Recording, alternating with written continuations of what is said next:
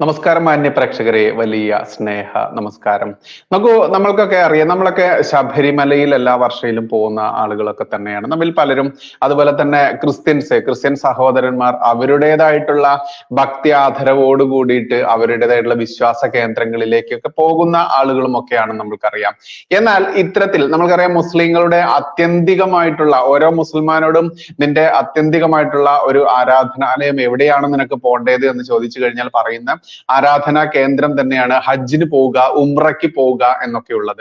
എന്നാൽ ഈ ഹജ്ജിന് പോകുന്നതും ഉംറയ്ക്ക് പോകുന്നതും ഒക്കെ അതിലൂടെ പോലും സ്ത്രീകളെ കൃഷിയിടമായി കാണുന്ന വിഭാഗം ആര് എന്ന് ചോദിച്ചാൽ അതിന് ഉത്തരം കൂടി ഈ വിഭാഗത്തെയൊക്കെ ചില പണ്ഡിതന്മാരൊക്കെ വിപുലീകരിച്ച് പറയുന്നതൊക്കെ നമ്മൾ കേട്ടിട്ടുണ്ട്. അതായത് സ്ത്രീകളെ ഏത് രീതിയിൽ കാണണം എന്നുള്ളതും, എന്നാൽ പുരുഷന്മാർക്ക് 72 ഹൂറികളും മദ്യപ്പൊയയും ഒക്കെ ഉണ്ട്, അവിടെ ഒരുക്കി വെച്ചിട്ടുണ്ട്. അതായത് ഒരു വേശ്യാലയം ഒരുക്കി വെച്ചിട്ടുണ്ട് എന്നുള്ള പ്രസംഗങ്ങളും പണ്ഡിതന്മാരുടെ പ്രസംഗവും വാക്ചാതുരികളും ഒക്കെ നമ്മൾ കാണാറുണ്ട്.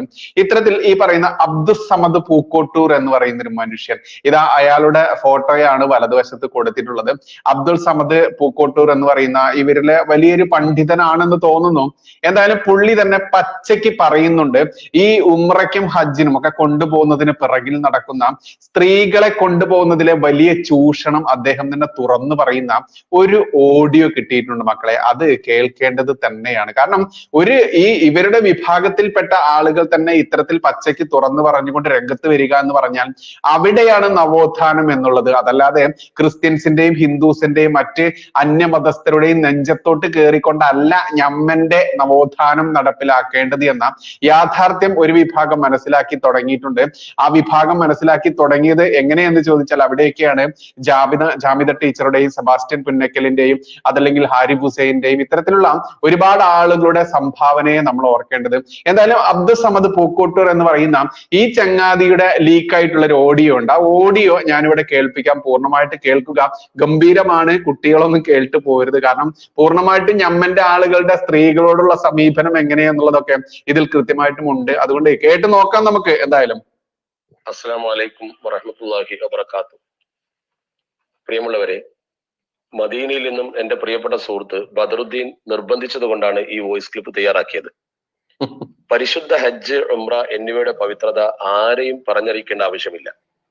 എന്നാൽ ഈ രംഗം ഇന്നൊരു കച്ചവട മേഖലയായി മാറിയപ്പോൾ ഒരുപാട് ചൂഷണങ്ങളും അതുപോലെ തന്നെ അതിന്റെ മറവിൽ കുറെ വൃത്തികേടുകളും നമ്മുടെ സമൂഹത്തിൽ നടന്നുകൊണ്ടിരിക്കുന്നു എന്നത് അടുത്ത കാലത്തായി സോഷ്യൽ മീഡിയയിൽ പ്രചരിച്ച ചില വാർത്തകളിലൂടെ നമുക്ക് മനസ്സിലാക്കാൻ കഴിയുന്നു.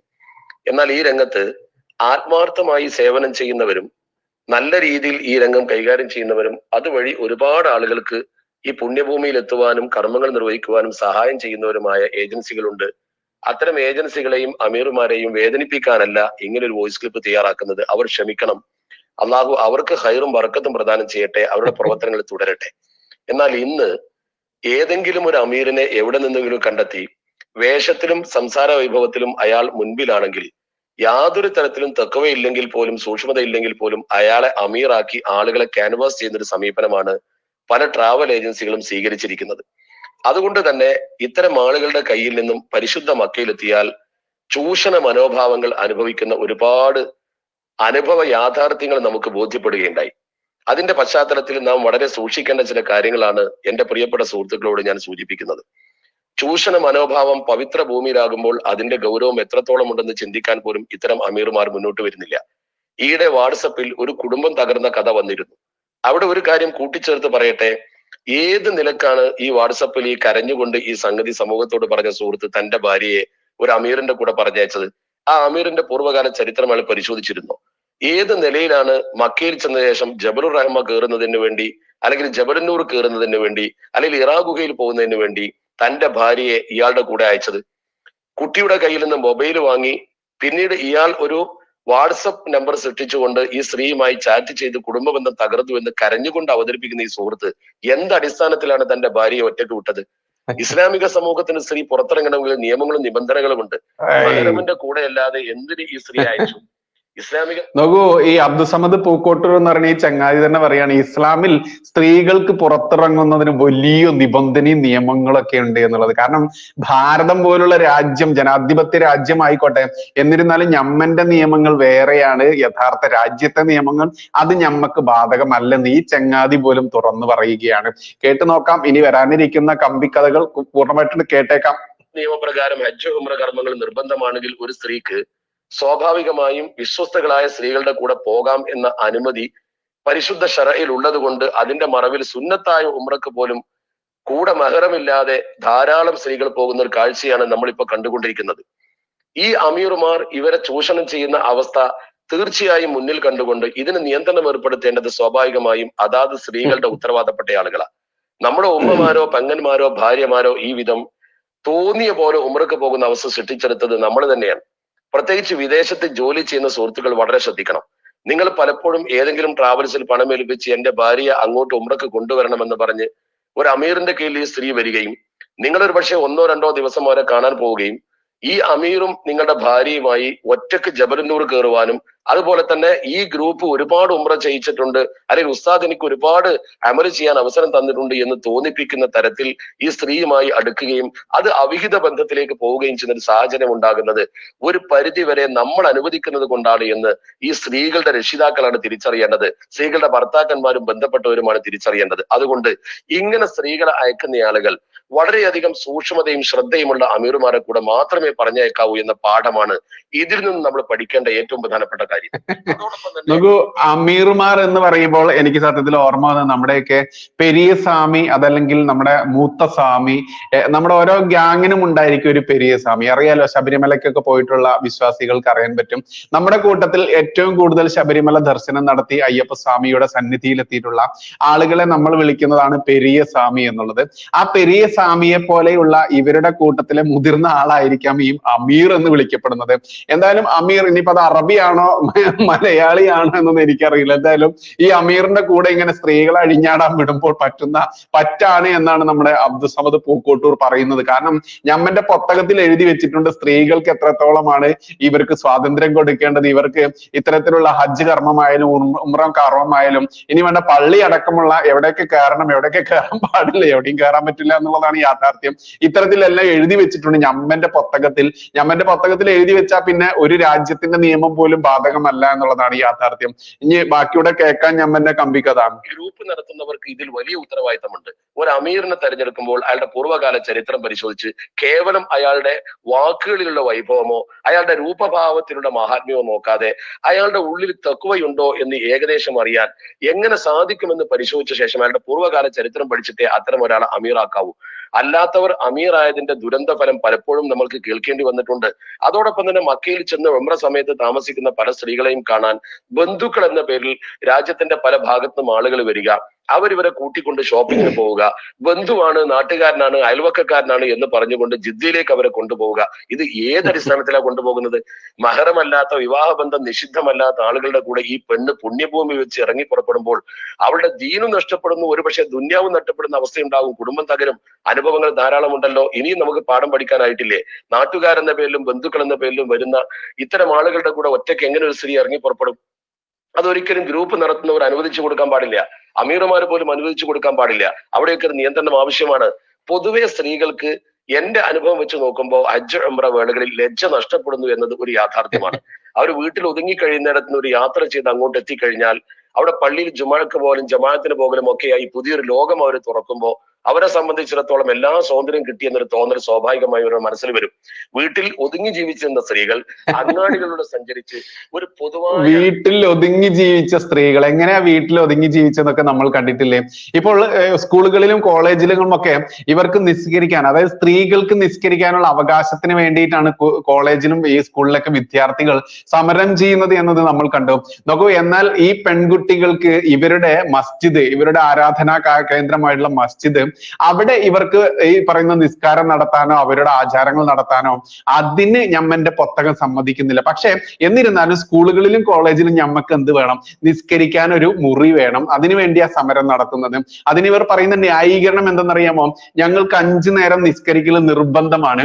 ആ നിർബന്ധമുള്ള ഞങ്ങൾക്ക് സ്കൂളായാലും കോളേജ് ആയാലും എന്തായാലും വേണ്ടില്ല, അവിടെ ഞങ്ങൾക്ക് നിസ്കരിക്കാനുള്ള സൗകര്യം വേണം. ഞങ്ങൾ ഇവിടെ മെജോറിറ്റി ആയില്ലേ എന്നൊക്കെ നിർമ്മല കോളേജിൽ ചോദിക്കുന്നത് കണ്ടില്ലേ നമ്മൾ?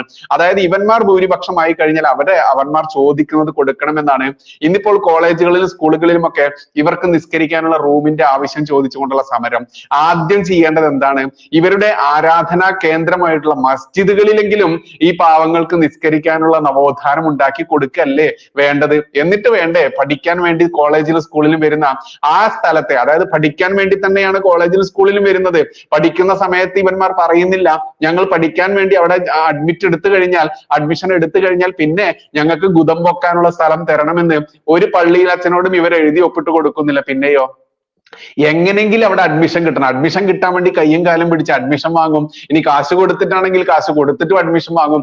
വാങ്ങിക്കഴിഞ്ഞ പിന്നെ ഞമ്മന്റെ കൂത്താട്ടമാണ് അവിടെ. എന്തായാലും സ്വന്തം പള്ളികളിൽ മസ്ജിദുകളിൽ ആരാധനാ സ്വാതന്ത്ര്യം കൊടുത്തിട്ട് പോരെ സ്കൂളുകളിലേക്ക് കടക്കേണ്ടത് എന്നൊരു ചോദ്യമുണ്ട്. അത്തരത്തിൽ സ്ത്രീകൾക്ക് എത്രത്തോളമാണ് ഇവന്മാർ സ്വാതന്ത്ര്യം കൊടുക്കുന്നത് എന്ന് നമ്മൾക്കറിയാം. ഇനി ഞമ്മന്റെ മൊല്ലാക്ക അബ്ദുസമദ് പറയുന്നത് ബാക്കിയൂടെ കേൾക്കാം. എനിക്ക് തോന്നി അബ്ദുസമദ് ഏതോ ഇവരുടെ ബന്ധപ്പെട്ട ഗ്രൂപ്പിലോ അതല്ലെങ്കിൽ വാട്സപ്പ് ഗ്രൂപ്പിലൊക്കെ ഇട്ട വോയിസ് ആണെന്ന് തോന്നുന്നു. ഓരോ മഹല്ലുകാർക്കും ഇപ്പൊ ഓരോ ഗ്രൂപ്പുകളൊക്കെ ഉണ്ട്. അത്തരത്തിൽ അല്ലെങ്കിൽ വല്ല മദ്രസ പൊട്ട ഗ്രൂപ്പിലും ഇട്ടതായിരിക്കാം, തന്റെ ആളുകൾക്ക് നവോത്ഥാനം പഠിപ്പിക്കാൻ വേണ്ടി വിട്ടത്. എന്തായാലും ഈ ഓഡിയോ ലീക്കായി കിട്ടിയതാണ് നമ്മൾക്ക്. ബാക്കിയൂടെ കേൾക്കാം നമുക്ക്. രാത്രിയായി ഇതിനെ കണക്കാക്കി എവിടേക്കും പോകാം, എന്ത് സ്വാതന്ത്ര്യം എനിക്ക് കിട്ടിയിട്ടുണ്ട് എന്നൊരു മനോഭാവത്തിലേക്ക് വരികയും പുരുഷന്മാരുമായി പരസ്യമായി ഇടപഴകുകയും സ്ത്രീ പുരുഷ ബന്ധത്തിന്റെ പരിധി ലംഘിച്ചുകൊണ്ട് പുരുഷന്മാരെ പോലെ സ്ത്രീകൾ പെരുമാറുകയും ചെയ്യുന്ന ഒരു അവസ്ഥയിലേക്ക് സത്യത്തിൽ ഈ കർമ്മവേളയിൽ സ്ത്രീകൾ മാറുന്നുണ്ട് എന്നൊരു യാഥാർത്ഥ്യമാണ്. ഇവിടെ നമ്മൾ മനസ്സിലാക്കേണ്ട പ്രധാനപ്പെട്ട കാര്യം, ഇഹ്റാം ചെയ്ത ഒരു സ്ത്രീ മുഖം തുറന്നിടേണ്ടവളാണ്. അതുകൊണ്ട് തന്നെ മുഖം തുറന്നിട്ട് കൊണ്ടുള്ള സ്ത്രീകളാണ് മതാഫിൽ വരുന്നത്. സ്ത്രീയും പുരുഷനും ഒട്ടിച്ചേർന്ന് കൊണ്ടാണ് തവാഫ് ചെയ്യുന്നത്. എന്തുകൊണ്ട് അള്ളാഹു സുബ്ഹാനഹു വ തആല ഇങ്ങനെ ഒരു അമല് നമ്മുടെ മുമ്പിൽ വെച്ചു? അത് നമ്മളെ പരീക്ഷിക്കുകയാണ്. അള്ളാഹുവിന്റെ പരിശുദ്ധ കഅബാലയത്തിന്റെ മുമ്പിൽ വെച്ചുകൊണ്ട് പരസ്പരം ശരീരം ചേർന്ന് ഒരു തിരക്കുള്ള ബസ്സിൽ ആണും പെണ്ണും എങ്ങനെയാണോ യാത്ര ചെയ്യുന്നത് ഒട്ടിച്ചേർന്നുകൊണ്ട് എന്ന പോലെയാണ് മതാഫിൽ തിരക്കുള്ള സമയത്ത് നമ്മൾ തവാഫ് ചെയ്യുന്നത്. അവിടെ ഏത് സ്ത്രീയുടെയും മുഖം തുറന്നിട്ടിരിക്കുന്നു, പുരുഷൻ പൂർണ്ണമായ വസ്ത്രം ധരിച്ചിട്ടില്ല, പരസ്പരം ശരിക്ക് കാണുവാൻ അവസരമുണ്ട്. ഇത്തരം ഒരു പ്രത്യേക സാഹചര്യത്തിൽ പോലും മനുഷ്യന്റെ മനസ്സ് പതറാതെ കഅബയുടെ നാഥനെ മാത്രം മനസ്സിൽ വെച്ചുകൊണ്ട് ഒരു ദുശ്ചിന്തയും മനസ്സിൽ വരാതെ അള്ളാഹുവിന്റെ കഅബ ഇഖ്ലാസോടുകൂടി തവാഫ് ചെയ്യാൻ നമുക്ക് കഴിയുന്നുണ്ടോ എന്നാണ് പടച്ചറബ് പരീക്ഷിക്കുന്നത്. ആ പരീക്ഷണത്തിൽ വിജയിക്കുകയാണ് നമ്മൾ വേണ്ടത്. അല്ലെങ്കിൽ അള്ളാഹു സുബ്ഹാനഹു വ തആലക്ക് സ്ത്രീകൾക്ക് ഒരു ദിവസം ഹജ്ജ്, അല്ലെങ്കിൽ സ്ത്രീകൾക്ക് ഒരു ദിവസം തവാഫ്, പുരുഷന്മാർക്ക് മറ്റൊരു ദിവസം തവാഫ് എന്ന രീതിയിൽ നിയന്ത്രിക്കാമായിരുന്നല്ലോ. അല്ലെങ്കിൽ ഹജ്ജ് രണ്ടാക്കിയിട്ട് പുരുഷന്മാരുടെ ഹജ്ജ് കൊല്ലത്തിൽ ഒരു വർഷവും സ്ത്രീകളുടെ ഹജ്ജ് മറ്റൊരു വർഷവും, അതുപോലെ ഉംറ സ്ത്രീകൾക്ക് പ്രത്യേക സമയത്തും പുരുഷന്മാർക്ക് പ്രത്യേക സമയത്തും അള്ളാഹുവിനെ സംവിധാനിക്കാമായിരുന്നല്ലോ. എന്തുകൊണ്ട് പടച്ചറബ് അങ്ങനെ സംവിധാനിച്ചില്ല? അതിന്റെ പ്രധാനപ്പെട്ട കാരണം ഇതൊരു പരീക്ഷണമാണ്. മനുഷ്യനെ അള്ളാഹു സുബ്ഹാനഹു വ തആല തഖ്വയുണ്ടോ എന്ന് പരീക്ഷിക്കുകയാണ്. ആ പരീക്ഷണത്തിൽ വിജയിക്കാനാണ് നമ്മൾ ശ്രമിക്കേണ്ടത്. ആ സന്ദർഭത്തിൽ ഇതിന് നേതൃത്വം കൊടുക്കുന്ന അമീർമാര് തന്നെ വളരെ മോശപ്പെട്ട പഠനത്തിലേക്ക് പോയാൽ എന്താണ് നമ്മളെ കുറിച്ച് മറ്റു മതസ്ഥരും അതുപോലെ തന്നെ നമ്മുടെ സമുദായവും മനസ്സിലാക്കുക. അതുകൊണ്ട് എന്റെ ഗ്രൂപ്പ് കൂടുതൽ ഉംറ ചെയ്യിച്ചു, എന്റെ ഗ്രൂപ്പ് കൂടുതൽ സിയാറത്ത് ചെയ്യിച്ചു എന്ന ഖ്യാതി നേടാൻ വേണ്ടി ഇങ്ങനെ സ്ത്രീകളെ കൂട്ടിക്കെട്ടി കൊണ്ടുപോകുന്ന അവസ്ഥയിൽ നിന്നും അമീർമാർ ഒന്ന് ശ്രദ്ധ പുലർത്തി സമുദായത്തിനും ഇസ്ലാമിനും മാനക്കേട് ഉണ്ടാക്കുന്ന അവസ്ഥയിൽ നിന്ന്, അന്യ മതസ്ഥർക്കിടയിൽ പോലും നമുക്ക് ചീത്തപ്പേരുണ്ടാക്കുന്ന അവസ്ഥയിൽ നിന്ന് ഒന്ന് ഈ സമൂഹത്തെ രക്ഷപ്പെടുത്താൻ വേണ്ടി ഉണർന്ന് ചിന്തിക്കണമെന്ന് വളരെ വിനയപൂർവ്വം അഭ്യർത്ഥിക്കുകയാണ്, അപേക്ഷിക്കുകയാണ്. എല്ലാവർക്കും ഇത് ബാധകമല്ല. വളരെ സൂക്ഷ്മാലുക്കളായ അമീർമാരെ എനിക്ക് തന്നെ പരിചയമുള്ള ധാരാളം ആളുകളുണ്ട്. അവർ വളരെ ശ്രദ്ധിച്ചും സൂക്ഷിച്ചും സ്ത്രീ പുരുഷ ബന്ധത്തിന്റെ പരിധി ലംഘിക്കാതെ പരമാവധി മറ പാലിച്ചുകൊണ്ട് തന്നെ അവർ മുന്നോട്ട് പോകുന്നുണ്ട്. ആ സമീപനമാണ് നമ്മളൊക്കെ സ്വീകരിക്കേണ്ടത്. ഇവിടെ ഏതെങ്കിലും ഒരാൾ ചെയ്യുന്ന പ്രവർത്തനം മൊത്തത്തിൽ ഈ പണ്ഡിത ലോകത്തിന്, അതുപോലെ തന്നെ നല്ലവരായ അമീർമാർക്ക്, അതുപോലെ ഇത് നടത്തുന്ന ഏജൻസികൾക്ക് അപമാനമായി വരികയാണ്. അള്ളാഹു ഇത്തരം ദുരന്തത്തിൽ നമ്മളെ കാത്തുരക്ഷിക്കട്ടെ എന്ന് പ്രാർത്ഥിക്കുന്നതോടൊപ്പം നോക്കൂ, ഇത് കേൾക്കുമ്പോ ചിരിക്കല്ലാതെ എന്താണ് ചെയ്യേണ്ടത്? ഒരു ആരാധനാ കേന്ദ്രത്തിലേക്ക് പോകുമ്പോൾ അവിടെ പോലും ഈ പാവം പിടിച്ച വീട്ടിൽ ഈ കറുത്ത ചാക്കിനുള്ളിൽ ഒതുക്കപ്പെട്ട സ്ത്രീകൾക്ക് സമാധാനം കൊടുക്കുന്നില്ല എന്ന് പറയുമ്പോൾ, അത്ര കണ്ട് ആചാര പവിത്രതയോടുകൂടി പോകുന്ന സ്ഥലമാണെന്ന് ഇവർ വിശ്വസിക്കുന്ന ആ സ്ഥലത്ത് പോലും കിട്ടുന്നില്ല എന്ന് പറയുമ്പോൾ പിന്നെ വീട്ടിലോ അതല്ലെങ്കിൽ മദ്രസയിലെ കുട്ടികൾക്കോ കിട്ടാത്തതിന് വല്ലതും പറഞ്ഞിട്ട് കാര്യമുണ്ട് എന്ന് മാത്രമേ പറയാനുള്ളൂ. എന്തായാലും അബ്ദുസമ്മദ് പൂക്കോട്ടർ എന്ന് പറയുന്ന ഈ ചങ്ങാതി, ഇയാൾ എന്ത് മൊല്ലാക്ക ആരൊക്കെയാണ് മദ്രസ പൊട്ടനാണ് എന്ത് കുന്തമൊന്നും എനിക്കറിയില്ല. ഇവനെ ഞാൻ ആദ്യമായിട്ട് കാണുകയാണ്. എന്തായാലും ഇവന്റെ ഓഡിയോ എന്ന രീതിയിൽ തന്നെ ഇവന്റെ ഓഡിയോ തന്നെയാണിത് 100%. അത്തരത്തിൽ നമ്മൾക്കത് ഒരു പ്രേക്ഷകൻ അയച്ചു തന്നതാണ്. ഈ വേട്ടാവളിയൻ എന്താ പറയുന്നത് എന്ന് ചോദിച്ചുകൊണ്ട്. എന്തായാലും ആ വേട്ടാവളിയൻ പറഞ്ഞതിലെ യാഥാർത്ഥ്യങ്ങൾ അത് മാത്രമേ നമ്മൾ ഉൾക്കൊള്ളുന്നുള്ളൂ. ഇത് നമ്മളൊരു ഹിന്ദുവോ ക്രിസ്ത്യാനിയോ പറഞ്ഞു കഴിഞ്ഞാൽ അപ്പോ ഇവന്മാർ പറഞ്ഞു കഴിഞ്ഞാൽ കുഴപ്പമില്ല. അതുകൊണ്ട് ഞമ്മന്റെ അബ്ദുസമദ് പൂക്കോട്ടൂരിന്റെ ഈ ഇവിടെ നടക്കുന്ന കഥകൾ മാന്യ പ്രേക്ഷകർ മാക്സിമം ആളുകളിലേക്ക് എത്തിക്കണം എന്ന് വിനീതമായി അപേക്ഷിച്ചു കൊള്ളട്ടെ. നന്ദി, നമസ്കാരം. ജയ് ഹിന്ദ്, ജയ് ശ്രീറാം.